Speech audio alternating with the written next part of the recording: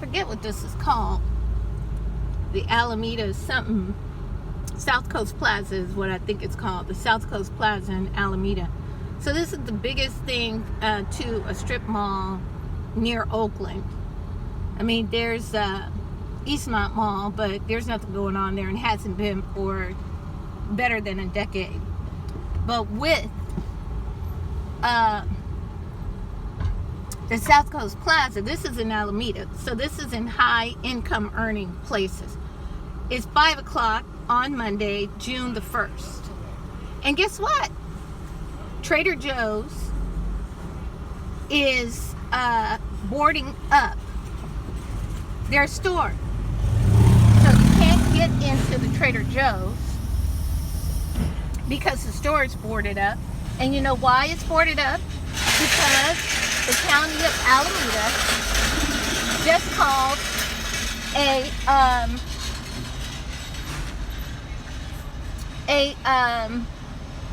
curfew. Now, I can't blame them for this, calling a curfew.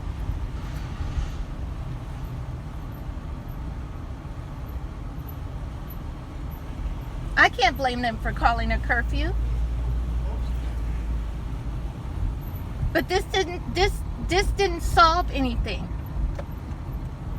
It didn't solve anything. It's just made it harder for people to get the supplies that they need.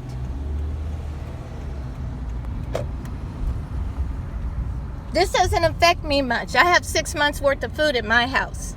I keep my house stocked because I understood this craziness would be coming.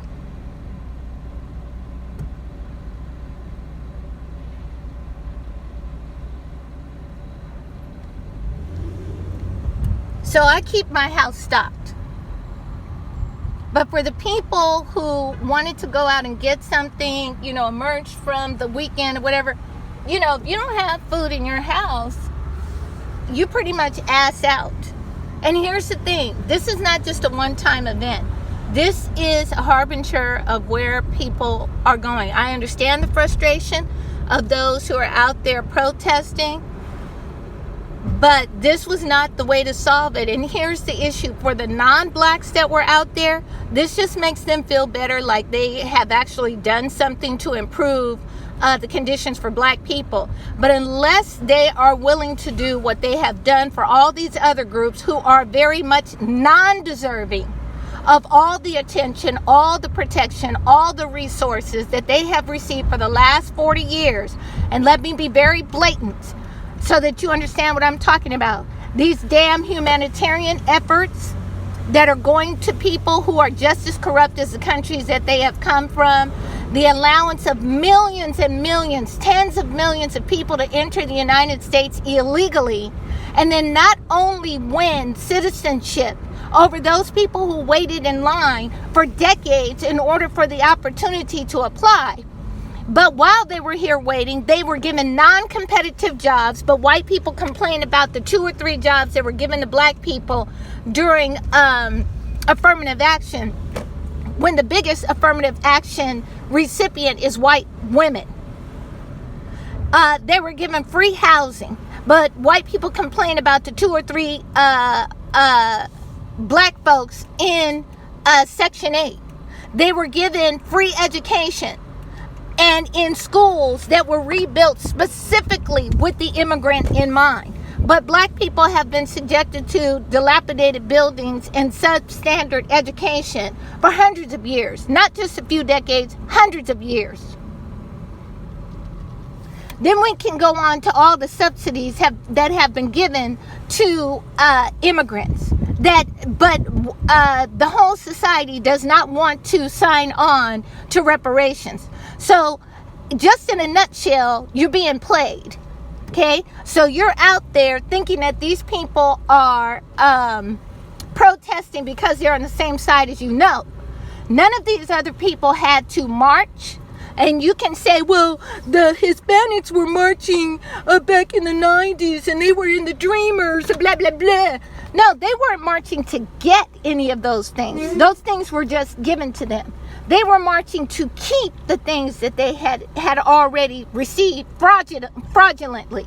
Because what should have happened to these people is they should have been deported from the country, and those within the country who were helping them should have been charged with treason. That's what should have happened in a lawful country. But this has been a lawless country for a very, very long time. And the only time in which the status quo is interrupted is when it looks like it has to do with dealing with the black grief.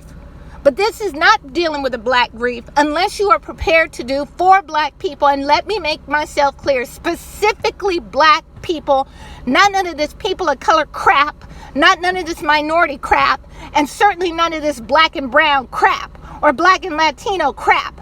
If black people were treated as well as Latinos were, we wouldn't have anything to complain about.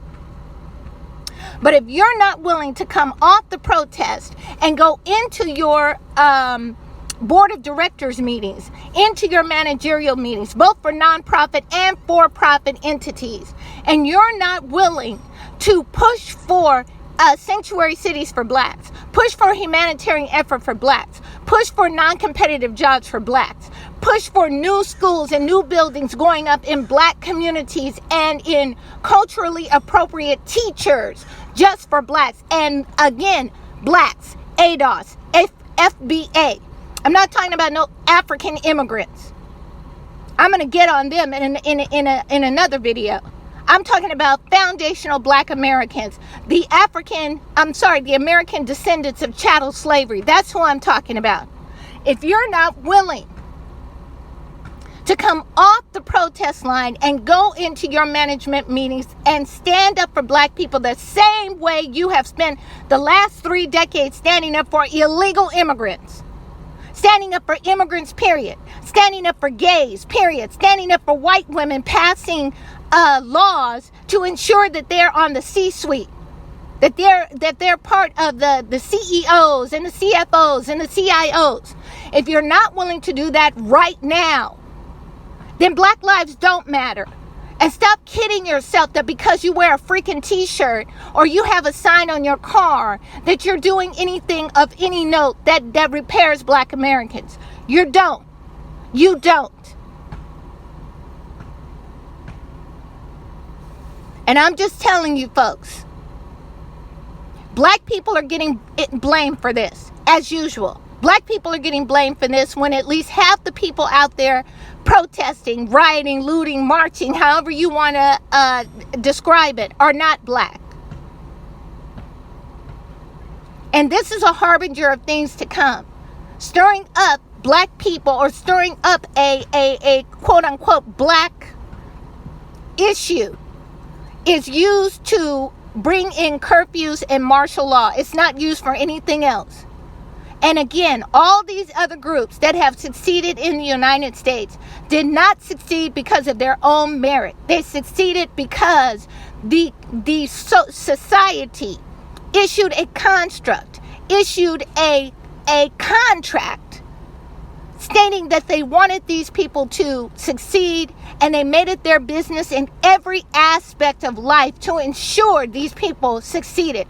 From every PTA meeting to meetings at the federal level, there's somebody there who is not even a Hispanic or not even an immigrant, many times not gay or not a white woman. Well, with the white woman, the only alternative is some white men who would push for that. But many times, the people pushing for these people are not even members of those communities, and yet only black people are charged with making sure that black people succeed. If you really want this nonsense to stop, then it has to be America pushing for its black Americans to succeed unbegrudgingly, wholeheartedly, unreluctantly, and unreservedly, just like you've done for all of these other groups. Or stop kidding yourself. Stop kidding yourself. Wearing a t-shirt and holding a sign is just lip service. And we're sick of that. So if you want it to stop, then get busy. You know what to do. We're no different than anybody else in what we need. The only difference is we've been waiting for 400 years where these people can step off a boat or a plane and have it in 2 weeks.